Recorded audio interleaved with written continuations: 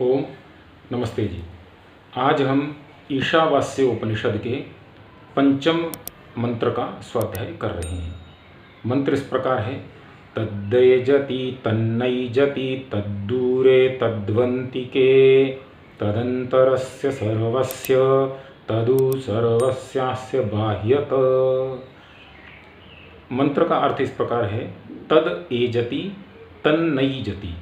एजति बोलते हैं गति करने को, तो ईश्वर एजति है अर्थात गति करते हैं, और तन्नैजति ईश्वर गति नहीं करते हैं।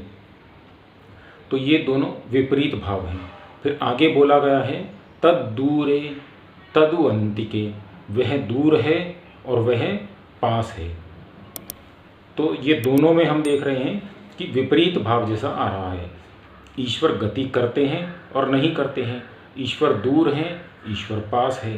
तो अगर ईश्वर गति करते हैं तो गति करते हैं, फिर आगे गति नहीं करते क्यों आया है?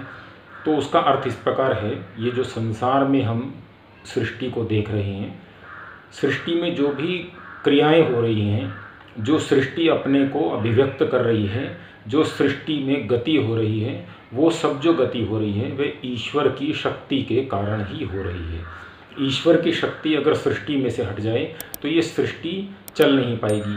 सूर्य अपना कार्य नहीं कर पाएगा, पेड़ पौधे बढ़ नहीं पाएंगे, हमारे शरीर अपने कार्य नहीं कर पाएंगे। ये सृष्टि का कार्य समाप्त हो जाएगा, सृष्टि अपना कार्य नहीं कर पाएगी। तो इसके लिए ईश्वर की शक्ति से यह सृष्टि गति कर रही है, सृष्टि अपना कार्य कर रही है। तो इसीलिए बोला गया है कि तद्देजति और तन्नैजति, अर्थात ईश्वर गति नहीं करता है। अब गति नहीं कैसे कैसे करता है? तो वो इस प्रकार है कि ईश्वर तो सर्वत्र व्याप्त है। सर्वत्र अर्थात जहाँ पर हम हैं वहाँ भी है, और जहाँ हम नहीं हैं वहाँ भी ईश्वर है। तो ईश्वर अगर सर्वत्र व्याप्त है, सब जगह पर है, तो उसे गति करने की आवश्यकता क्या है? क्योंकि वो तो सब जगह है। जो जहाँ है उसे वहाँ आने की आवश्यकता नहीं है, क्योंकि वो पहले से ही विद्यमान है। तो इसके लिए ईश्वर तन्नैजति अर्थात गति नहीं करता है। फिर तद दूरे तदु अंतिके, ईश्वर दूर है और ईश्वर पास है। दूर और पास ये दोनों भी विपरीत भाव हैं।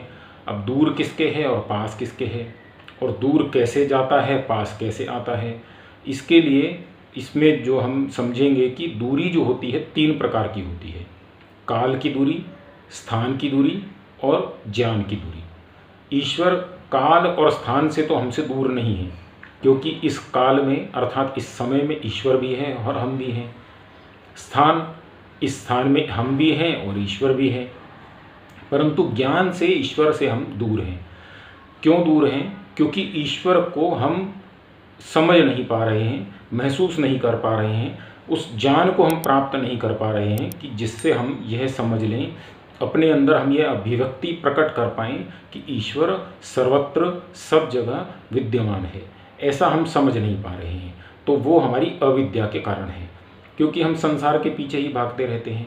संसार को छोड़ेंगे, कुछ समय के लिए अपने अंदर की ओर जाएंगे तो ईश्वर को प्राप्त कर पाएंगे, ईश्वर की ओर बढ़ पाएंगे।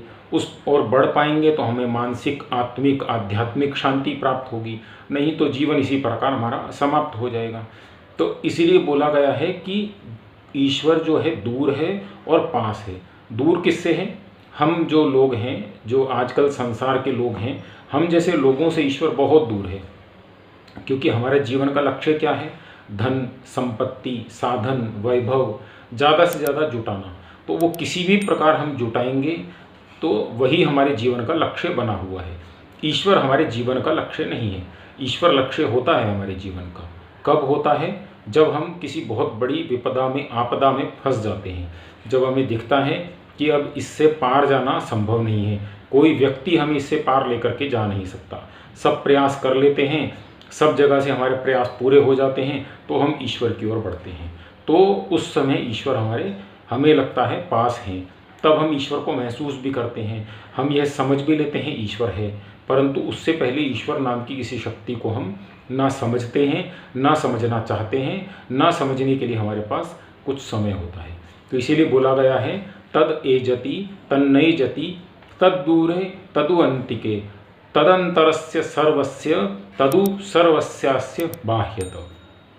तदंतरस्य सर्वस्य, वह ईश्वर जो है अंतरस्य सर्वस्य, सबके अंदर भी है, तदु सर्वस्यास्य बाह्यत, और ईश्वर सबके बाहर भी है। तो हमारे अंदर जो ईश्वर है उसको हम कैसे पहचानें? उसको हम ऐसे पहचान सकते हैं, इस प्रकार उसको जान सकते हैं, उस ज्ञान को इस प्रकार प्राप्त कर सकते हैं। हम कुछ भी अपने शरीर के साथ कार्य करते हैं तो एक सीमा तक कर पाते हैं। जैसे हम भोजन करते हैं तो भोजन करेंगे तो मुंह में हम भोजन डालेंगे, केवल गले तक, इस भाग तक हमारा भोजन हमें समझ में आता है, हमने उसके साथ क्या किया भोजन के साथ। परंतु इसके नीचे जैसे ही भोजन हमारा जाता है, हमें समझ नहीं आता भोजन ने क्या किया, भोजन के साथ क्या हुआ, किसने किया।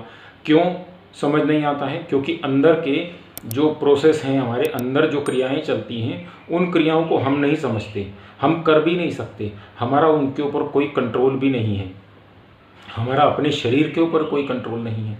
इस गले के नीचे के भाग से हमारे शरीर के ऊपर हमारा कोई कंट्रोल नहीं है, हम अंदर की क्रियाओं को समझ भी नहीं सकते।